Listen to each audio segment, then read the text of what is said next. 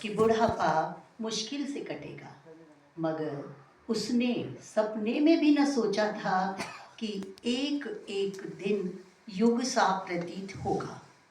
अपनों के संग रहते हुए भी अकेलेपन का एहसास उसकी आंखें नम कर देता।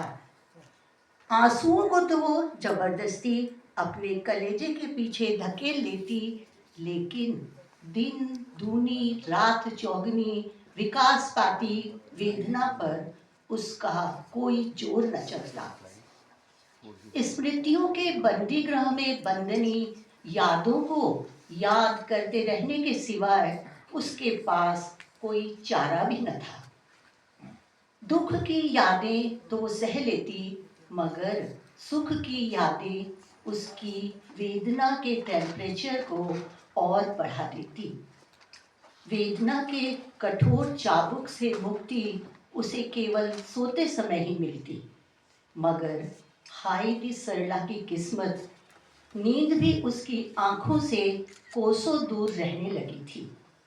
बिस्तर पर लेटी वो करवटें बदलती रहती और अतीत की अर्गला से जकड़ा वक्त अपने पन्ने पलटता रहता। एक दिन उन्हीं पन्नों में अंकित उसका जीवन सफर चलचित्र सा बन उसकी आंखों में तैरने लगा। शादी के बाद जब वो ससुराल आई थी तो हवेली को देखकर उसके मन में एक ही सवाल आया था, ओह, इतनी बड़ी हवेली में कैसे रह पाऊंगी मैं। सभी लोगों की आत्मीयता को देखकर कुछ ही दिनों में वो सवाल न जाने कहाँ छुमंतर हो गया, उसे पता ही न चला। अपने सरल स्वभाव के कारण सरला सभी की प्रिय बन गई थी। उसके मन में सेवक वर्ग के प्रति अतिशय प्रेम को देखकर एक दिन उसकी सास ने कहा, बहू, यदि इनके लिए कुछ करना ही चाहती है तो इन्हें कुछ हुनर सिखा दे। उन सास की ये बात सुनकर वहीं बैठे ससुर तलखे भरे अंदाज में बोले, अरे बहू, अपने पांव पर कुल्हाड़ी मत मार लेना। यदि ये कुछ सीख गए तो हवेली छोड़कर चले जाएंगे। अपने ससुर की बात को सुनकर सरला ने धीमे परंतु दृढ़ स्वर में कहा, पिताजी, जो हमसे दिल से जुड़ेगा वह कभी भी हमें छोड़कर नहीं जाएगा। उसकी बात को सुनकर उसके ससुर ने कहा तो कुछ नहीं, परंतु लाल पीले हो अपने पैर पटकते हुए वहां से चले गए। उनके उस रवैये को देखकर सरला सहम गई। सहमते हुए उसने अपनी सास की आंखों में देखा, जहां स्वीकृति का महासागर लहरा रहा था। ये सब देखकर वह खुश होकर कौशल विकास कार्य में जुट गई। कुछ ही दिनों में उसकी कीर्ति की सुगंध हवेली लांघ कर चली गई। सीखने आने वालों की संख्या बढ़ती देख उसकी सास ने हवेली के शुरू में ही बना हुआ एक बड़ा सा अतिथि गृह उसके इस कार्य के लिए दे दिया। दिन महीने साल यूं ही गुजरते गए, उसे पता ही न चला। सरला के सुंदर जीवन समतल की जीवन धारा में बहते हुए एक दिन पोते की जिद ज्वार भाटा की तरह आई और उसने हवेली को ही हिला दिया। उसका पोता अपनी सहेली नैन्सी से विवाह करने की जिद पर अड़ा था और उसके पति, सरला के पति और उसका बेटा किसी भी कीमत पर ईसाई लड़की को अपने घर की बहू नहीं बनाना चाहते थे। भावी आशंकाओं से आशंकित हो सरला ने अपने पति और बेटे को आधुनिकता की दुहाई देते हुए बहुतेरा समझाया। उसकी बात सुनकर बेटे ने कहा, माँ, बात जाति बिरादरी की नहीं है, बात ईमानदारी की है।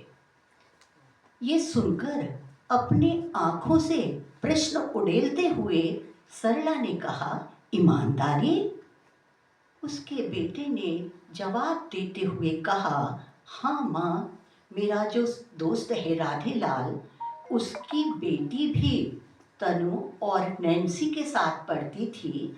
उसी ने बताया कि नैन्सी तनु से सच्चा प्रेम नहीं करती, वो हवेली के लिए, यहाँ की धन संपत्ति के लिए उससे प्रेम करती है। अपनी स्मृतियों के घोड़ों को दौड़ाते हुए सरला ने बेटे से कहा, अरे, ये वही राधेलाल है जिसकी बेटी के लिए तनु ने शादी करने से मना कर दिया था। उसने कहा, हाँ। ये सुनकर सरला ने कहा, ऐसा भी तो हो सकता है कि इसकी बेटी झूठ बोल रही हो, क्योंकि तनु ने उससे शादी करने के लिए मना किया था। ये सुनकर उसके पति व्यंग्य से बोले, थोड़ा सा सूत्र पकड़ते हुए ही कहानी घड़ने की तो तुम्हारी आदत है। वक्त की नज़ाकत को देखते हुए सरला चुप रही। और कोई समय होता तो वो बताती कि कहानी कैसे गढ़ी जाती है, मगर उसने अपने तरकश का अंतिम तीर छोड़ते हुए कहा, तनु कह रहा है, यदि मुझे नैन्सी से विवाह न करने दिया तो मैं हवेली छोड़कर चला जाऊंगा। ये सुनते ही उसके पति गुस्से से लबालब हो बोले, साला, कल का जाता हुआ आज छोड़कर चला जाए, हमें कोई परवाह नहीं। फिर थोड़ा धीरे से बोले, 2-4 दिन गिरजे घर में रहेगा तो इसकी अकल ठिकाने आ जाएगी, वापस हवेली में ही आएगा। सरला ने उनकी आंखों में झांकते हुए पूछा, अगर नहीं आया तो? इस प्रश्न का जवाब ना उसके पति के पास था और ना ही उसके बेटे के पास। उनकी चुप्पी को स्वीकृति समझ सरला ने पोते की शादी की तैयारियां शुरू कर दी। मौन की प्रस्तर कारा में सरला के पति की आत्मा ज्यादा दिन न टिक पाई। शादी से 5 दिन पहले शरीर को छोड़कर चली गई। इस असहनीय दुख ने सरला को तोड़ दिया। सरला टूटी तो, पर उसने अपने आप को बिखरने न दिया। उसने सोचा, जो चला गया उसे तो मैं ला नहीं सकती, लेकिन जो जा सकता है उसे रोक सकती हूँ। इसीलिए उसने 13 दिन को 3 दिन में सिमटवा कर नियत तिथि वाले दिन पोते की शादी करवा दी। दुल्हन बनी नैन्सी को साथ लिए जब तनु सरला के पास आया तो नैन्सी से बोला, नैन्सी, ये बड़ी अम्मा मेरे लिए भगवान के समान है, तुम रोज इनका आशीर्वाद लेना। पोते के शब्दों को सुनकर गौरवान्वित सी हो सरला ने नैन्सी की ओर देखा, जो उसे विष से बुझे बाणों जैसी दृष्टि से देख रही थी। ये देखते ही सरला अचकचा गई कि वो कुछ सोच पाती कि उसके कानों के आसपास उसके पति की मंडराती हुई आत्मा बोल फुसफुसाई, अब पछताए क्या होत है। सरला मन ही मन चीखते हुए बोली, तनु के बाबा, अब एक भी शब्द न कहना, मैं वादा करती हूँ कि चिड़िया को खेत न चुगने दूंगी। सरला की अनुभवी आंखें जल्दी ही भाप गईं कि नैन्सी वास्तव में हवेली में ऐशो आराम के जाल में फंसी हुई आई है। उसने एक सेविका को नैन्सी की निगरानी के लिए भी रख दिया। रुकना वक्त का स्वभाव नहीं। नैन्सी के जुड़वा बच्चों की खबर को सुन सरला के बेचैन दिल को थोड़ा सा करार मिला, लेकिन वो एक बात से आहत रहती कि किसी न किसी कारण से उसे उन बच्चों के पास जाने न दिया जाता था। एक दिन सेविका ने उसे बताया, अम्मा, बहू जी किसी से फोन पर कह रही थी कि अपने बच्चों के हाथ तो क्या, बड़ी अम्मा को तो मैं उंगली भी ना लगाने दूं। ये सुनकर उसका दिल कसैला हो गया।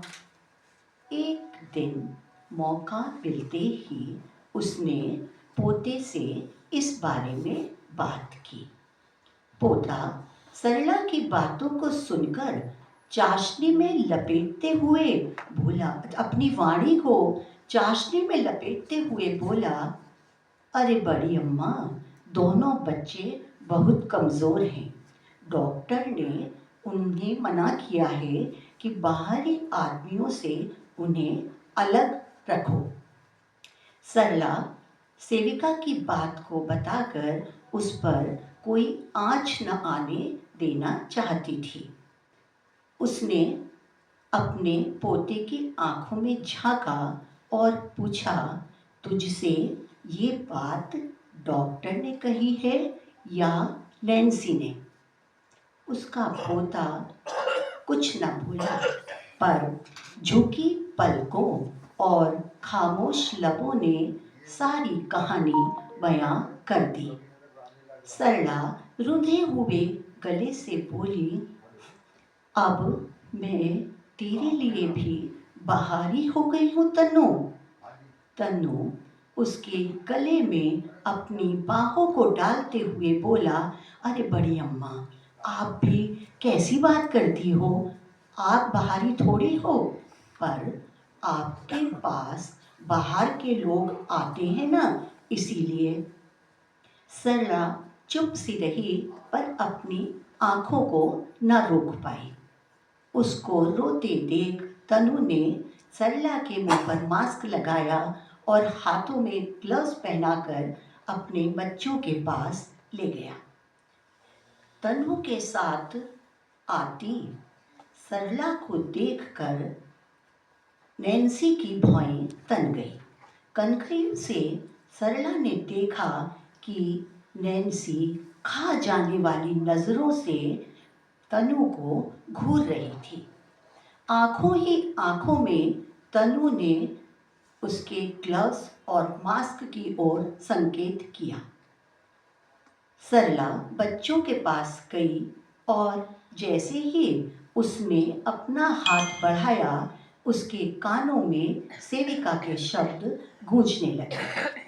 सरला ने पोरवा से अपनी उंगली का ग्लव्स फाड़ा और बच्चों को हाथ लगा दिया।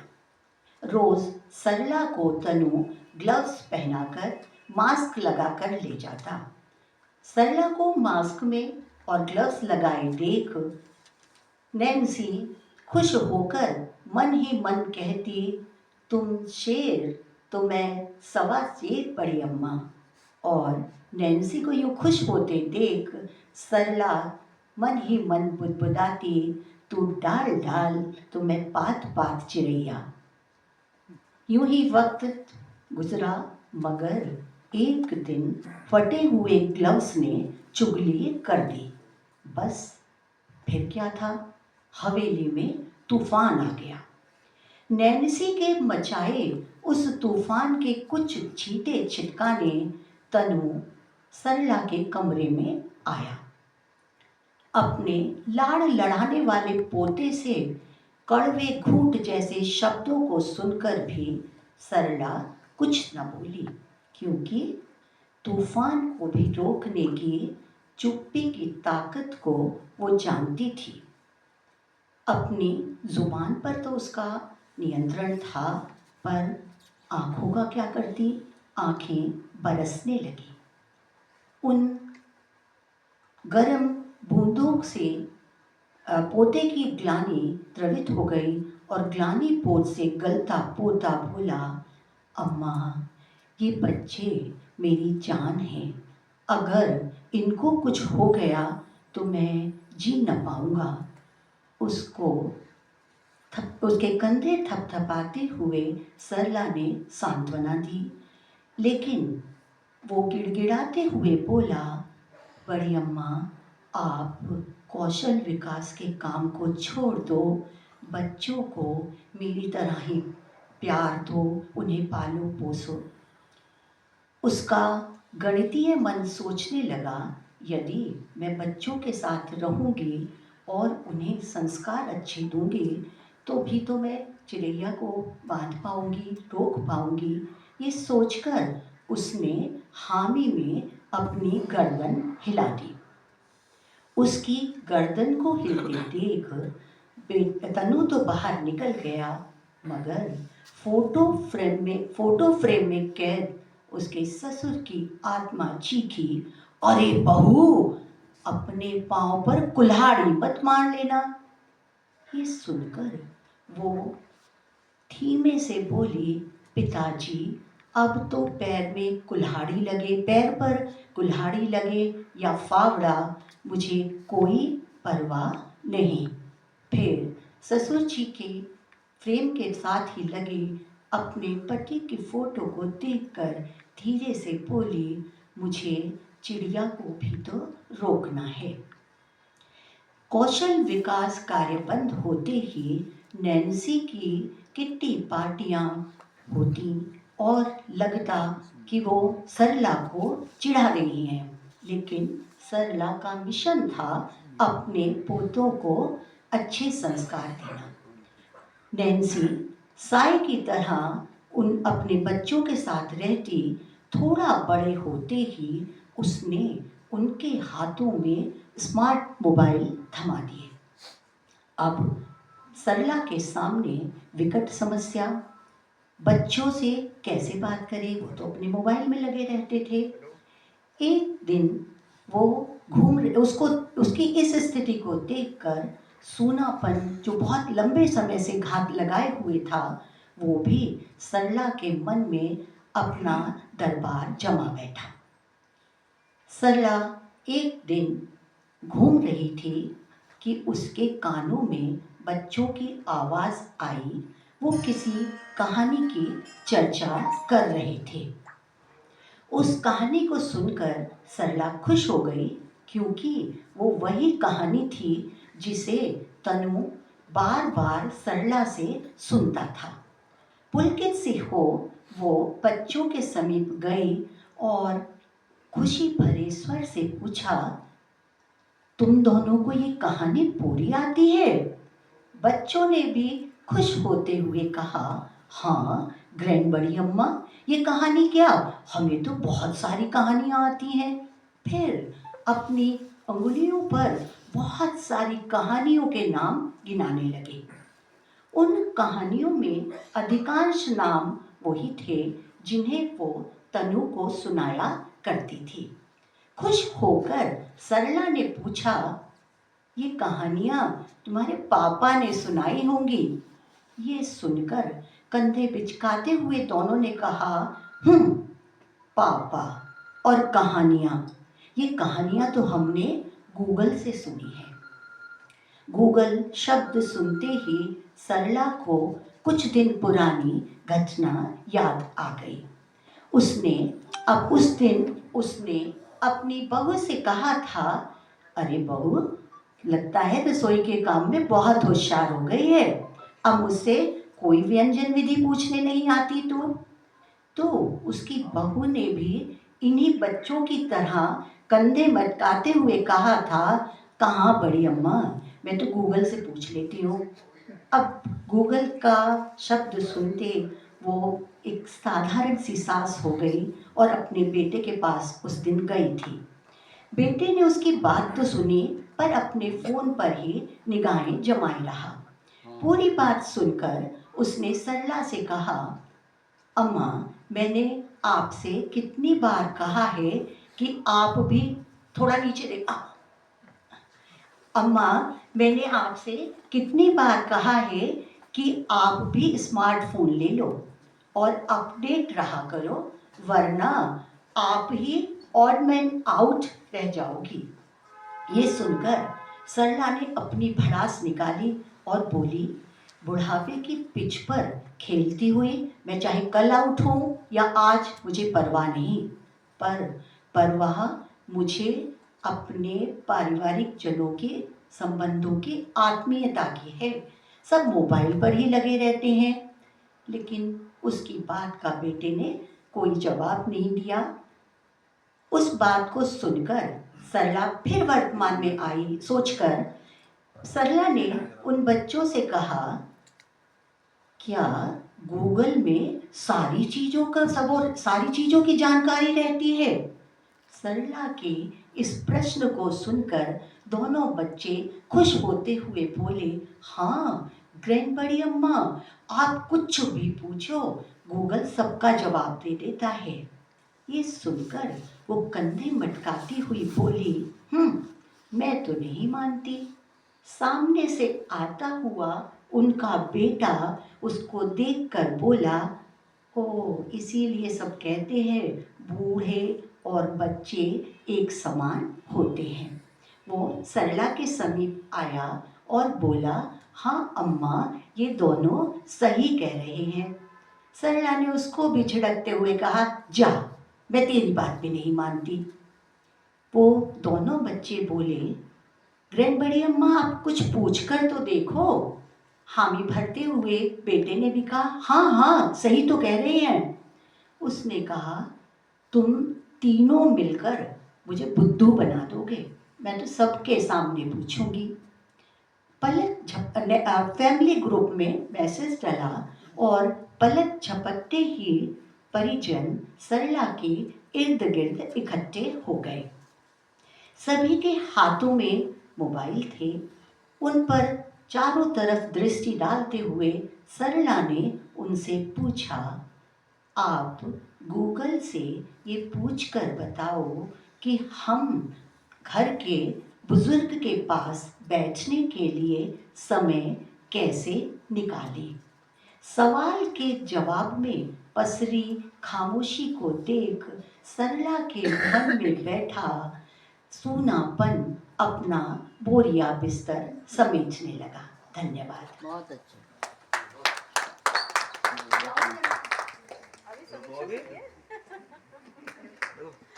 पीरियड थोड़ी है खत्म हुआ, जल्दी